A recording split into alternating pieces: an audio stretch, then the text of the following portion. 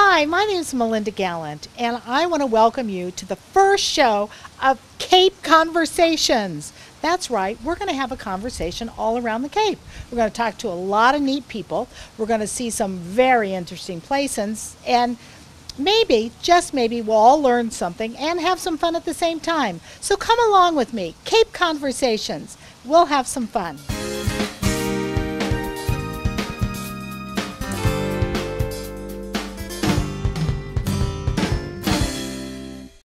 We are at Heritage Museums and Gardens, and we're going to find out some little intricate secrets about Heritage Museums and Gardens, maybe stuff people don't know. So I am here today with Judy Selleck. All right, yay! I'm excited. This is going to be fun. Yeah, it is going to be fun. So Judy, tell me. Yeah.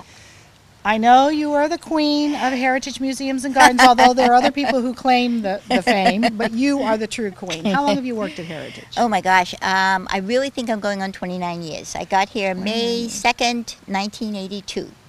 Wow. Back in the day. Back in the old days. Yeah, huh? it feels like old days now. Was Mr. Tell me a little bit about the history. I know this was Lily's stuff. Is that correct? That's how they make a museum, right? Out of somebody's stuff? Somebody's stuff, yeah. What happened here was that Joe Lilly, Josiah K. Lilly III, and his wife Josephine wanted to found a museum on the Cape because they had, Joe particularly, had spent 30 of his summers here on Cape Cod. Really? Yeah. In this area or somewhere else? In Falmouth. In Falmouth. Yep. Okay. He used to be here when he was a lot younger as a child. And he grew up sort of in a museum environment anyway because his father was known as the Quiet Collector. That was Josiah K. Lilly Jr. So Joe Lilly wanted to create a museum. Wow. And his first thought was that he would have it in the Falmouth area because that's where he used to spend his summers. But the tract of land that he looked at had too many hills, and he happened on this piece of property here in Sandwich and loved the rhododendron, loved the, how it wound around through all of the gardens and everything. This was a farm, right? It was. Originally? It was the Charles O. Dexter Rhododendron Farm back in the 30s. Charles O. Dexter actually was a textile manufacturer from New Bedford. And he was given 6 months to live, so of course he lived for 20 years, which is what always happens. Yes. Don't believe those doctors. That's right. That's right. Yeah, there's no stamp on your foot. No, that's right. Expires. It expires. That's right. So he lived here into the 30s, and his wife ultimately sold it when he finally did pass away. Continued to cultivate the rhododendrons and so forth, and it went into 3 or 4 different private hands over the time between the 30s and the 60s when Joe Lilly happened on it. And then Joe came here, really thought the tract of land would be perfect for a museum, and decided he would purchase it, and he did in the 60s, and decided that he would first build a car museum, and that's where we are right now. We're at the car museum. Wow. Now I know, and just for full disclosure, I actually worked here for a period of time. Yeah. I did. Yes, yes, we worked together. we did. You set me straight on everything, so that was good. Anyway, but how many cars are in the collection? Because I know there's a bunch. Yeah, there's a bunch. I would say probably close to 40 now. What's happened over the years, the core collection was about 35 when Joe was alive. And then over the years, we have had calls from different individuals who have cars that have been restored and are in beautiful condition, and they call us and say, gee, would you like a car? And we say, of course. But it goes through a lot of criteria. It has to match the years that we have, that we don't have a car from that particular century or that particular decade. And so we have acquired several different cars over the years, and that's added to the collection. What's nice now is due to our recent renovations to the barn, we can now have all of our cars on either in storage here at the barn or on display, and we like to rotate them. That's great. Yeah. I remember, and of course I've been here a million times, when you've got a kid in Sandwich schools. That's right. And even if you don't have kids in Sandwich schools, right. I think they sometimes come here to visit. Oh, they do. All the schools from around the Cape. Yeah, we get a lot of children, grade school tour trips and field trips. My favorite car was the Gary Cooper car. Oh yeah, the Duesenberg. The Duesenberg, which was my favorite. Which is, you could just see Gary Cooper so tall and so handsome riding around in it. And yes, I'm probably dating myself. I was just going to say you are, my dear. I was going to say though, but Gary Cooper was the Brad Pitt of his day. He was the Brad Pitt of his day, and he used to race Clark Gable. The two of them had these incredible cars, and they used to race each other. And they were quite the twosome. That's handsome neat. dudes. That's really neat. Yeah, that's definitely really handsome neat. dudes. So I know there've been a lot of new additions and whatever. Yeah. But can I just go back to about a museum? I don't think a lot of people understand how museums come about, but they do come about by They just do. somebody's collection. Yes. I mean, it can't be like, gee, I have a collection of doorknobs, No. although I suppose there is a Well, doorknob there probably is. I think there's a museum. museum for every subject you can think of. But in Right. Joe's case, Joe Lilly's case, he grew up in a museum environment. Many So- of his dad's collections went to the Smithsonian Institute in Washington, D.C. And as a matter of fact, after Joe built this building, he built the American History Museum, and he did it purposely to honor his dad, who had antique firearms and military miniatures. Oh, I see. So I those see. are the things that went into that museum. And I then see. ultimately he decided he needed something for the ladies and created the art museum. Right. So, And the carousel. And the that's carousel there. is located there. And, you know, it's a great asset. We're on 100 acres. It's a beautiful tract of land Right. here. What is the one thing? The Mm-hmm. one thing that you absolutely love? And maybe it's not what we might think, you Mm-hmm. know? Well, you know, I would like to say there is one thing, but I have to say that there's something for everyone.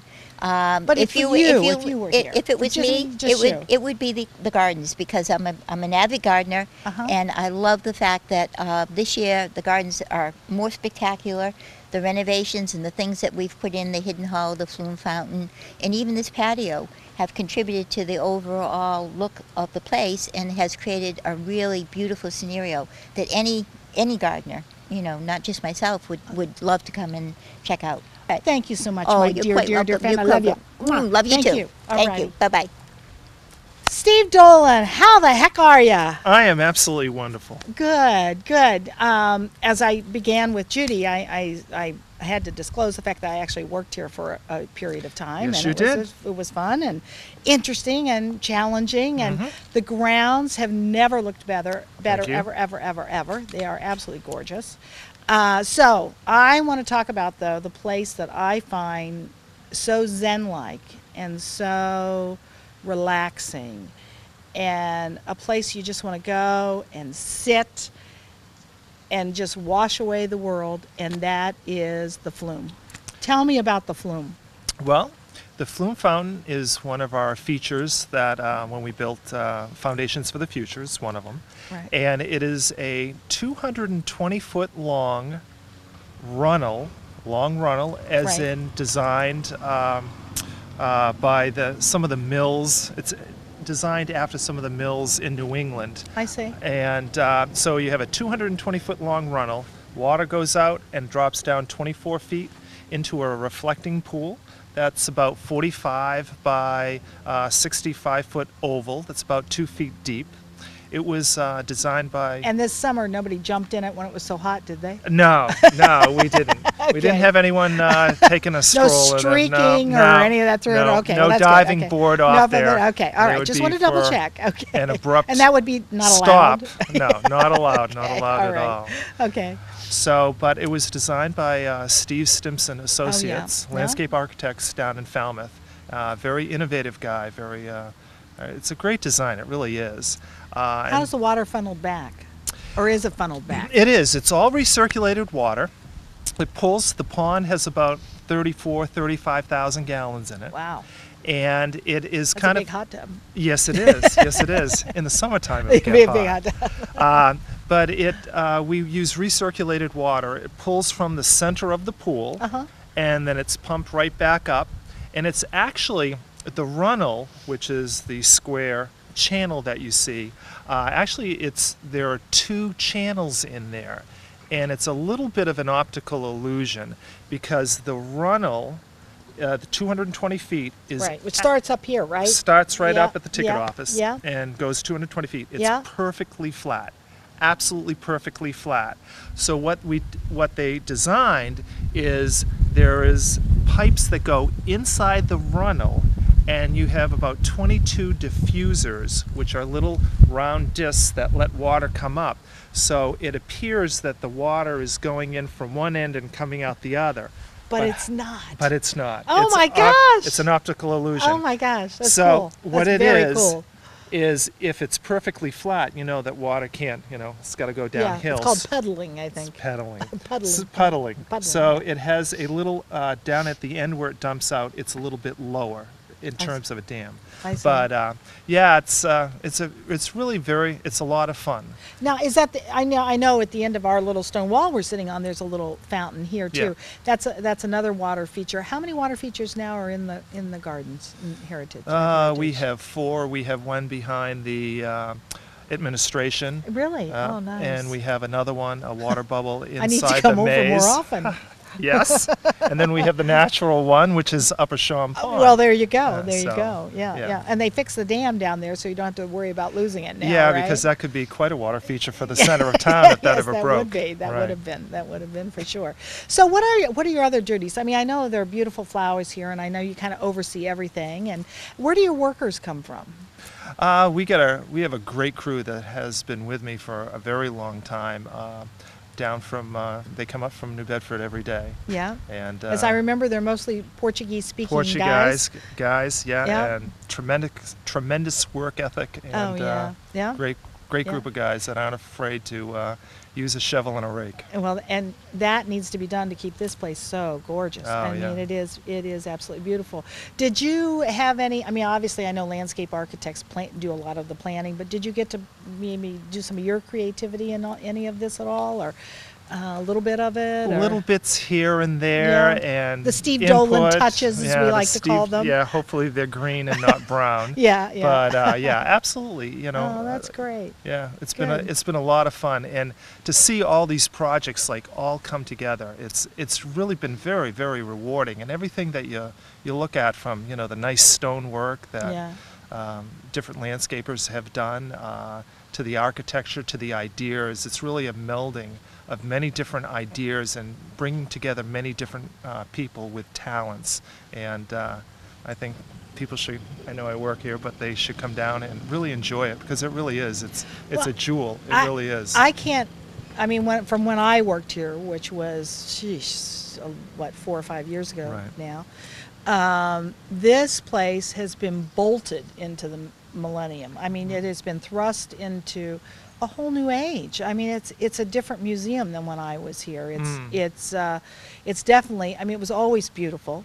It was always filled with Mr. Lilly stuff. Right. We all know that. Right. And we all, as I remember, we all took very Mr. Lilly stuff. However, the grounds now and the buildings, and it's a gem. It's a gem. Oh, it certainly is. And the amount of plant material and unique plant material that people can come in and see and learn from, get ideas for their homes. It's really Well, I'm just looking at this behind us, which is the hibiscus. the hibiscus. I didn't think they could grow here. And look at this. Yeah. Are we yeah. hoping it lasts through the Well, winter, or we it don't probably know? won't last through the winter, but yeah, there are many Yeah. different types of plants. What's your that you favorite get. plant here? What's your favorite tree? Let me do that. Let me start with trees, because you're a tree guy. I know. Favorite tree would probably be the Stewadier. Which is where? We have it located up at the Art Museum, and actually around the corner from the Daylily, and it's a very interesting tree. It's about the size of a dogwood, but it's interesting for 4 seasons. Even in the wintertime, it has calico bark.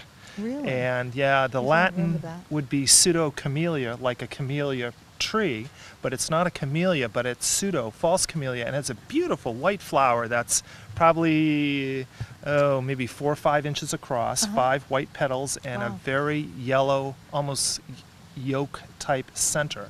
And that's very, very pretty, underutilized plant. So that would probably be one of my favorites. One of your favorites. Yes. And grassy areas around here, where's one of your places? If you want to get away and you don't want to see anybody, we won't tell the executive director or anybody. If you want to get away and just go sit and take a deep breath, where would you go?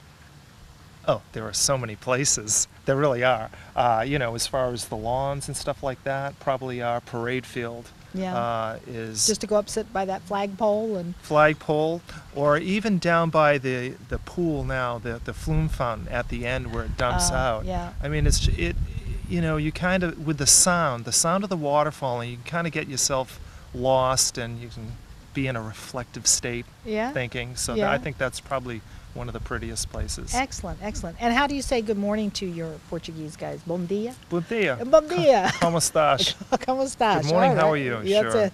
Hey, Steve, tell me a little bit about this new area for kids called Hidden Hollow.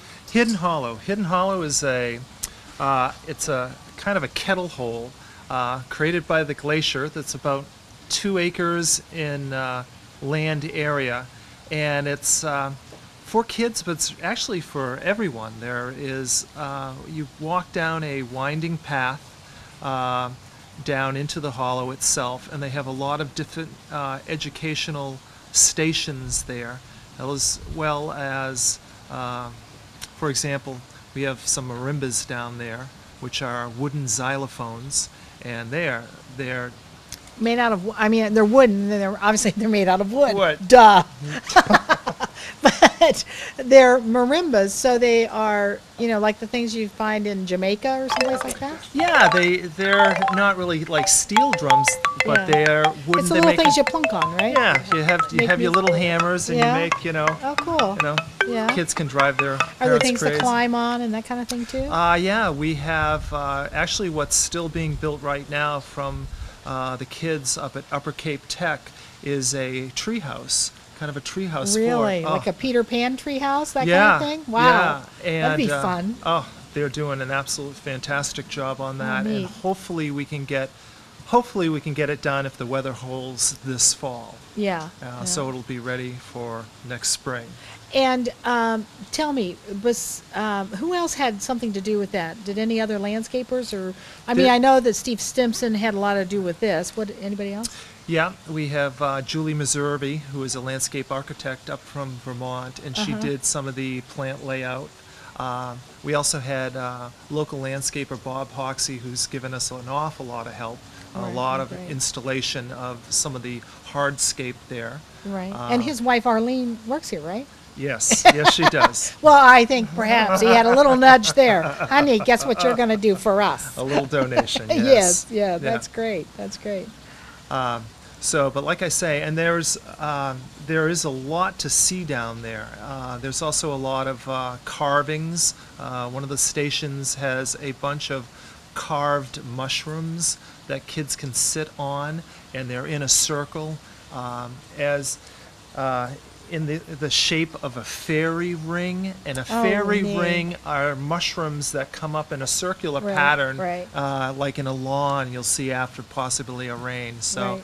there's a lot of stuff. There's a lot of teaching that goes down there. There's tremendous programming that goes on Sure, through our education department. Right. And Heather Mead is in charge of that, Heather right? Mead is in charge of it. Now tell me, so if and I know this isn't your expertise, but if you wanted to find out about this or programming or anything here on the grounds, where would they call? They would call 508-888-3300, and also go right on to our website as well. Excellent. Well, thank you. Thank you. It's been great. Thank you It's so been great. much. And I'm going to take a walk around and see everything that's here. I think it's so exciting. Great. All righty. Good to see you. Nice to see you too. Bye. I just want to thank you all for being with me today. It's been so much fun. And the next time we go around, we're going to see something else very cool, and we're going to talk to some very great people. So make sure you tune in. Cape Conversations. Thanks.